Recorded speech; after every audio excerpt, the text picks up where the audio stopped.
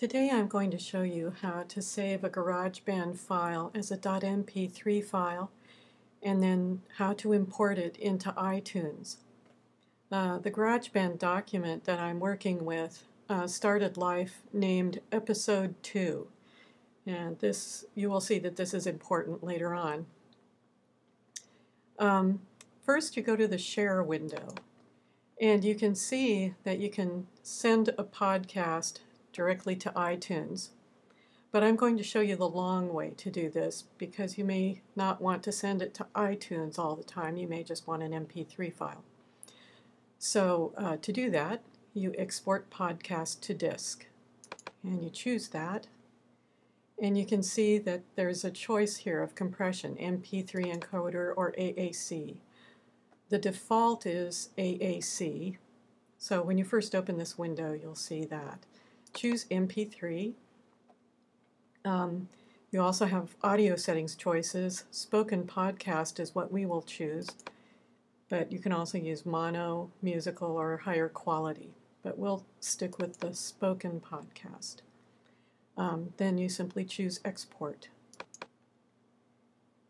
This just tells you that any visual aspects like images that you may have put in your podcast are not supported by .mp3. You would have to have an AAC compression to do that.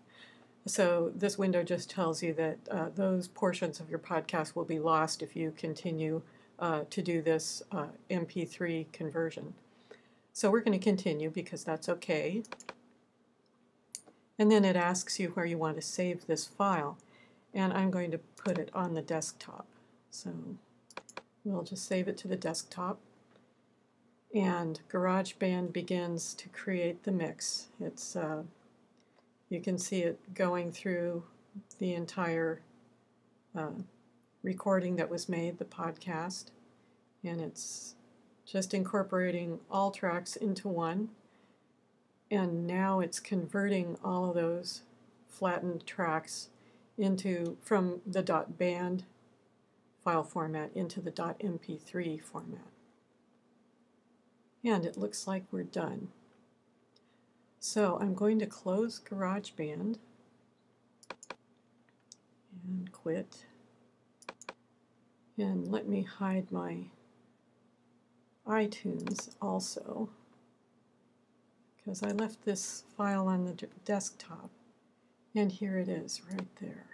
So I'm going to move it over here so that we can see it. And then moving it into iTunes is as easy as pie. You simply drag and drop. And you see it came in as Episode 2.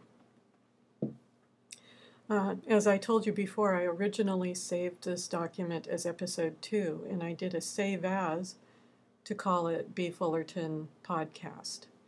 GarageBand, for some reason, will only remember the first name that you ever gave the file. So you need to bear that in mind when you name something. GarageBand will keep Episode 2 instead of the name that I had done a save as for.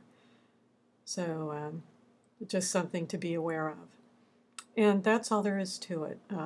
Thank you for your time today, and good luck with your podcasting.